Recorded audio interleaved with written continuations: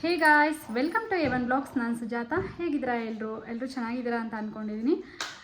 So ಇವತ್ತು ನಾನು ಧರ್ಮಸ್ಥಳ ಹೋಗಿ ಬರೋಣ ಅಂತ ಹೇಳ್ಬಿಟ್ಟು ಹೊರಟಿದ್ದೀನಿ. ಹಾಗೆ ಪಾಪುಗೆ ಅಲ್ಲಿ ಕೂದಲು ತೆಗ್ಸೋಣ ಅಂತ ಅಂದ್ಕೊಂಡಿದ್ದೆ. ಹಾಗಾಗಿ ಕೂದಲು ತೆಗ್ಸೋಣ ಅಂತ ಕರ್ಕೊಂಡು ಹೋಗ್ತಾ ಇದ್ದೀನಿ. ಸೊ ಪಾಪು ನಾನು ಇಬ್ಬರು ಇವಾಗ ಹೊರಟಿದ್ದೀನಿ. ಸೊ ಕರೆಂಟ್ ಇಲ್ಲ, ಬಿಸಿಲು ಸ್ವಲ್ಪ ಜಾಸ್ತಿ ಇರೋದ್ರಿಂದ ಕ್ಲಿಯರಾಗಿ ಕಾಣಿಸ್ತಾ ಇಲ್ಲ. ಸೊ ಇವಾಗ ಹೊರಡ್ಬೇಕು ನಾವು. ನಮ್ಮ ಪಾಪು ನೋಡಿ ಏನು ಮಾಡ್ತಾ ಇದ್ದಾನೆ, ರೆಡಿಯಾಗಿ ಕೂತಿದ್ದಾನೆ. ತುಂಬಾ ಶೀತ ಆಗಿಬಿಟ್ಟಿದೆ ಅವನಿಗೆ. ಹಾಗೆ ಯಾಕೋ ತುಂಬ ಹೊಟ್ಟೆ ನೋವು ಅನಿಸುತ್ತೆ ಅವನಿಗೆ.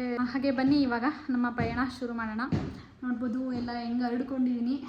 ಯಾವುದೂ ಅಷ್ಟು ನೀಟಾಗಿ ಎತ್ತಿಟ್ಟಿಲ್ಲ ಇನ್ನು. ನನಗೆ ಎಲ್ಲ ವಸ್ತುಗಳನ್ನೂ ಎತ್ತಿಡೋ ಅಷ್ಟು ಪೇಷನ್ಸ್ ಇಲ್ಲ. ಇವತ್ತು ಟೈಮ್ ಆಗಿಬಿಟ್ಟಿದೆ, ಹಂಗಾಗಿ ಹೊರಡೋಣ ಅಂತ ಹೇಳ್ಬಿಟ್ಟು. ಯಾಕಂದರೆ ಬೆಳಗಿನ ಜಾವ ಬೇಗ ಅಲ್ಲಿದ್ಬಿಟ್ರೆ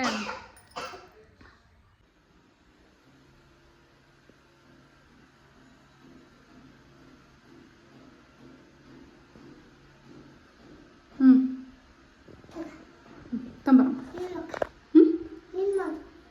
ಒಳಗೆ ಬರ್ತೀನಿ ತಡಿ. ಹೆಂಗೆ ಹೊರಗೆ ಕೊಡಬಾರ್ದು. ಪಪ್ಪಂಗೆ ನಮಸ್ಕಾರ ಮಾಡ್ತೀಯಾ? ಹಾಗೆ ಧರ್ಮಸ್ಥಳಕ್ಕೆ ನಾನು ಸಂಜೆನೇ ಹೊರಟಿದ್ದೆ. ಹಾಗೆ ಹೊರಗಡೆ ಸ್ವಲ್ಪ ಕೆಲಸ ಇತ್ತು, ನಾನು ಅದನ್ನೆಲ್ಲ ಮುಗಿಸ್ಕೊಂಡು ಹೋಗೋ ಅಷ್ಟರಲ್ಲಿ ನೈಟ್ ಆಗಿತ್ತು. ನೈಟ್ ಬಸ್ ಹತ್ತಿದ್ರೆ ಬೆಳಗ್ಗೆ ನಾನು ಪೂರಾ ಬೆಳಕರಿದ ಮೇಲೆ ಅಲ್ಲಿರ್ಬೋದು ಅಂತ ಅನಿಸ್ಬಿಟ್ಟು ಸೊ ಇವಾಗ ಹೊರಟಿದ್ದೀನಿ. ಸೊ ನೋಡ್ಬೋದು ಪಾಪು ಆಲ್ರೆಡಿ ನಿದ್ದೆ ಮಾಡ್ತಾ ಇದ್ದಾನೆ. ತುಂಬ ಹುಷಾರಿಲ್ಲ ಪಾಪುಗೆ, ನೋಡಿ ಎಷ್ಟು ಶೀತ ಆಗಿದೆ. ಹಾಗೆ ಅವ್ನಿಗೆ ಏನೇನು ಟಾನಿಕ್ ಎಲ್ಲ ತೊಗೋಬೇಕೋ ಅದನ್ನೆಲ್ಲ ತೊಗೊಂಡು ಹೊರಟಿದ್ದೀನಿ. ಸ್ವಲ್ಪ ಸುಸ್ತಲ್ಲಿದ್ದ, ಹಂಗಾಗ್ಬಿಟ್ಟು. ಹಾಗೆ ಪಾಪು ಅಂತೂ ಕಿಟಕಿ ಪಕ್ಕದಲ್ಲಿ ಕೂತ್ಕೊಂಡು ಸುಮ್ಮನೆ ಹೋಗೋ ಬರೋ ವೆಹಿಕಲ್ಸ್ನೆಲ್ಲ ನೋಡ್ತಾ. ಆದರೆ ಪಾಪು ಯಾಕೋ ತುಂಬ ಬೇಜಾರಲ್ಲಿದ್ದ. ಸೊ ಅಂಗಡಿಗಳೆಲ್ಲ ಕಂಡ ತಕ್ಷಣ ಅದು ಕೊಡಿಸು ಇದು ಕೊಡಿಸು ಅಂತೆಲ್ಲ ಹೇಳ್ತಾ ಇದ್ದ. ಇಲ್ಲಪ್ಪ, ಇದು ಬಸ್ಸಲ್ಲಿ ಹೋಗುವಾಗೆಲ್ಲ ನಿಲ್ಲಿಸಲ್ಲ, ಹೋಗಿ ತೊಗೊಳಕ್ಕಾಗಲ್ಲ, ಮುಂದೆ ಎಲ್ಲಾದರೂ ಕೊಡಿಸ್ತೀನಿ ಆಯಿತಾ ಅಂತ ಹೇಳಿಬಿಟ್ಟು ಅವನಿಗೆ ಸಮಾಧಾನ ಮಾಡಿ ಕೂರಿಸ್ತಾ ಇದ್ದೆ. ಸೊ ನೋಡಿ ಎಷ್ಟು ಬೇಜಾರಲ್ಲಿ ಕೂತಿದ್ದಾನೆ ಅಂತ ಹೇಳಿಬಿಟ್ಟು.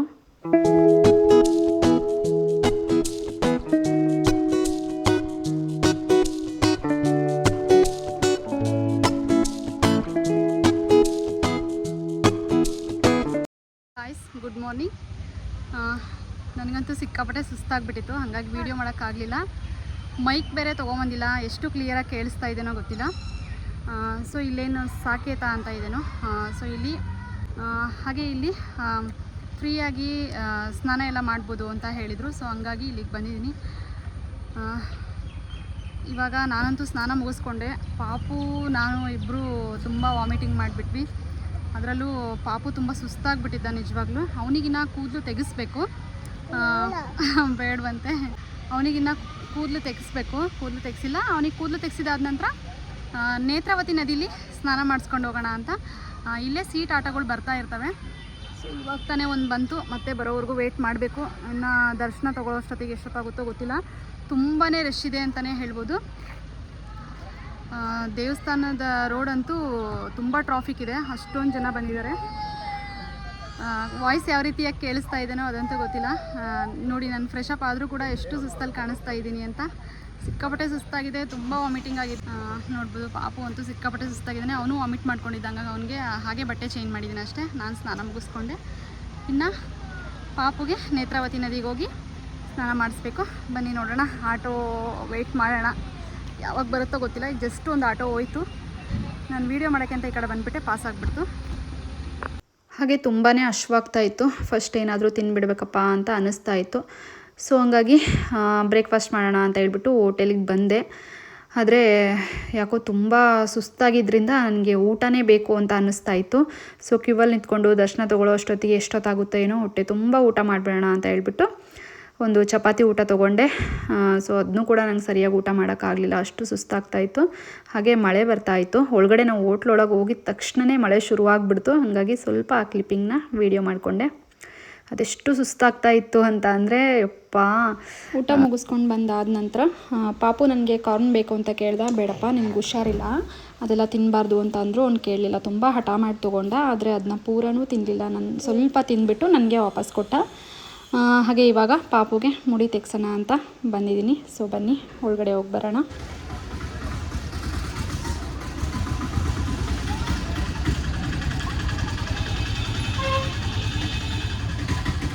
ಹಾಗೆ ಇವಾಗ ಒಳಗಡೆ ಹೋಗ್ತಾ ಇದ್ದೀನಿ. ಬಿಸಿಲು ತುಂಬ ಇದ್ದಿದ್ದರಿಂದ ತುಂಬಾ ಸೆಕೆ ಆಗ್ತಾಯಿತ್ತು. ಹಾಗೆ ಏನು ಗೊತ್ತಾ, ಇಲ್ಲಿ ವಿಡಿಯೋ ಮಾಡೋಂಗಿಲ್ಲ. ಸೊ ಹಾಗಾಗಿ ನಾನು ಸ್ವಲ್ಪ ವೀಡಿಯೋ ಕ್ಲಿಪ್ಪಿಂಗ್ನ ಮಾಡಿಟ್ಕೊಂಡಿದ್ದೀನಿ. ಪಾಪು ಮುಡಿ ಕೊಡ್ತಾ ಇರೋದನ್ನು ಕೂಡ ಸ್ವಲ್ಪ ವೀಡಿಯೋ ಮಾಡಿ ಅಪ್ಲೋಡ್ ಮಾಡಿದ್ದೀನಿ. ಯಾಕೆ ಅಳ್ತಿದೀಯಮ್ಮ? ಯಾಕೆ ಅಳ್ತಾ ಇದೀಯಾ? ಕೂದಲು ಬೇಕಾ ನಿನಗೆ? ಕೂದಲು ಬೇಕಾ? ಹೋಗ್ಬಿಟ್ವಾ ಇಲ್ಲ? ಮತ್ತೆ ಬರ್ತವೆ, ನಾನು ಸ್ವಲ್ಪ ದಿನಕ್ಕೆ ಮತ್ತೆ ಬರ್ತಾವೆ ಕೂದಲು. ಹಾಯ್ ಮಾಡಲಿ. ಹಾಯ್ ಏನು? ಅವನಿಗೆ ಕೂದಲೆಲ್ಲ ತೆಗ್ಸಿದಕ್ಕೆ ತುಂಬಾ ಬೇಜಾರಾಗ್ಬಿಟ್ಟಿದೆ. ಅಳ್ತಾನೇ ಇದ್ದಾನೆ. ಏನು ಬೇಕು?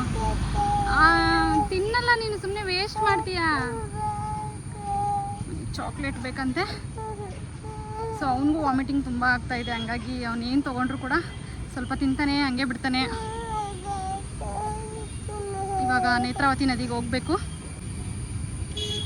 ಬನ್ನಿ ಹೋಗಿ ಬರೋಣ. ಹಾಗೆ ಪಾಪುಗೆ ಕೂದಲು ತೆಗೆಸಿದಾದ ನಂತರ ಸ್ವಲ್ಪ ದೂರ ಬಂದರೆ ಅಲ್ಲೇ ಆಟೋ ಎಲ್ಲ ಇರ್ತವೆ. ಸೊ ಇವಾಗ ನೇತ್ರಾವತಿ ನದಿಗೆ ಹೊರಟಿದ್ದೀನಿ. ಸೊ ಜನ ಇನ್ನೂ ಎಷ್ಟೊತ್ತಿಗೆ ಬರ್ತಾರೋ ಏನೋ ಅಂತ ಹೇಳಿ ತುಂಬ ಕಾಯ್ತಾ ಇದ್ದೆ. ಆದರೆ ಸರಿ ಆಯಿತು, ಇನ್ನು ಜನ ಬರೋದು ಲೇಟ್ ಆಗ್ಬೋದು ಅಥವಾ ಒಬ್ಬಳೇ ಹೋಗ್ಬೇಡೋಣ ಅಂತ ಹೇಳ್ಬಿಟ್ಟು ಪಾಪು ನಾನು ಇಬ್ಬರೇ ಹೋದ್ರಾಯ್ತು ಅಂತ ಎಷ್ಟಾಗುತ್ತೆ ಅಂತ ಕೇಳಿದ್ಕೆ 80 ರೂಪಾಯಿ ಅಂತ ಹೇಳಿದರು. ಸೊ ಅಷ್ಟೊತ್ತಿಗೆ ಜನ ಕೂಡ ಬಂದರು. ಆಮೇಲೆ ಜನ ಎಲ್ಲ ಬಂದಿದ್ದಾರಲ್ವ, ಇವಾಗ 20 ರೂಪಾಯಿ ಸೀಟ್ ಬನ್ನಿ ಅಂತ ಹೇಳಿದರು. ಹಂಗಾಗಿ ಕೊಡ್ಬೋದು 20 ರೂಪಾಯಿ ಸೀಟ್ ಅಂದರೆ ಅಂತ ಹೇಳಿ, ಹೆಂಗೂ ಜನನೂ ಇರ್ತಾರೆ, ಸೇಫ್ ಕೂಡ ಇರುತ್ತೆ ಅಂತ ಹೇಳಿಬಿಟ್ಟು ಹೊರಟಿದ್ದೀನಿ. ಸೊ ಅಲ್ಲಿನ ವಾತಾವರಣ ಕಣ್ಣಿಗಂತೂ ನೋಡೋದಕ್ಕೆ ಹಬ್ಬ ಅಂತಲೇ ಹೇಳ್ಬೋದು ಅಲ್ವಾ, ಅಷ್ಟು ಚೆನ್ನಾಗಿರುತ್ತೆ. ಹಚ್ಚ ಹಸಿರಿನಿಂದ ಕೂಡಿರ್ತಕ್ಕಂಥ ವಾತಾವರಣ. ಇವಾಗ ರೀಚ್ ಆದೆ. ಹೋಗೋಣ. ಭಯ ಆಗ್ತಾ ಇದೆ. ಏನು ಪಾಪ ಆಟ ಆಡ್ತಿದ್ದಾರಾ? ಹೌದಾ? ಪಪ್ಪ ಪಪ್ಪ ಪಪ್ಪ ಇಲ್ಲಿ ಸ್ನಾನ ಮಾಡಿಸಿತ್ತ ನಿನಗೆ? ಪಪ್ಪ ಸ್ನಾನ ಮಾಡಿಸಿತ್ತ ಇಲ್ಲಿ ನಿನಗೆ? ಹೋದ ಸರಿ ಬಂದ ಸ್ನಾನ ಮಾಡಿಸಿತ್ತ ಇಲ್ಲಿ ನಿನಗೆ ಅಲ್ಲ?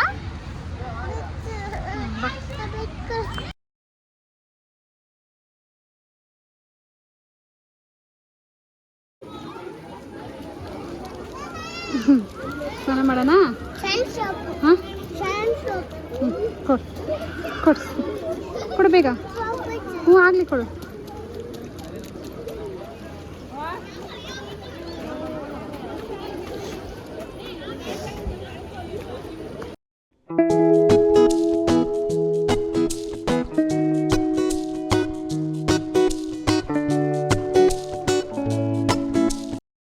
ಇವಾಗ ಸ್ನಾನ ಮುಗಿಸ್ಕೊಂಡು ದೇವಸ್ಥಾನ ಹತ್ರ ಹೊರಟಿದ್ವಿ.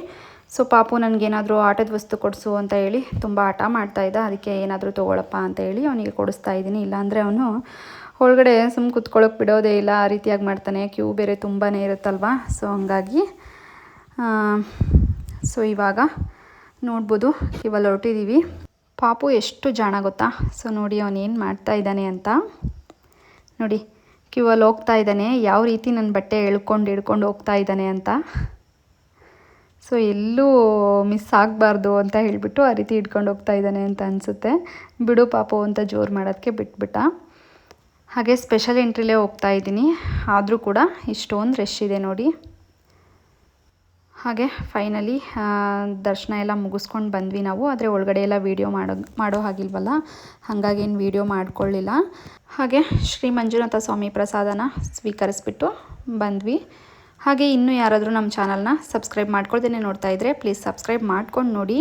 ಹಾಗೆ ವಿಡಿಯೋ ಇಷ್ಟ ಆದರೆ ಒಂದು ಲೈಕ್ ಮಾಡೋದನ್ನು ಮಾತ್ರ ಮರಿಬೇಡಿ. ಹಾಗೆ ನಿಮ್ಮ ಫ್ರೆಂಡ್ಸ್ ಆ್ಯಂಡ್ ಫ್ಯಾಮಿಲಿಗೆಲ್ಲ ವಿಡಿಯೋನ ಶೇರ್ ಮಾಡಿ.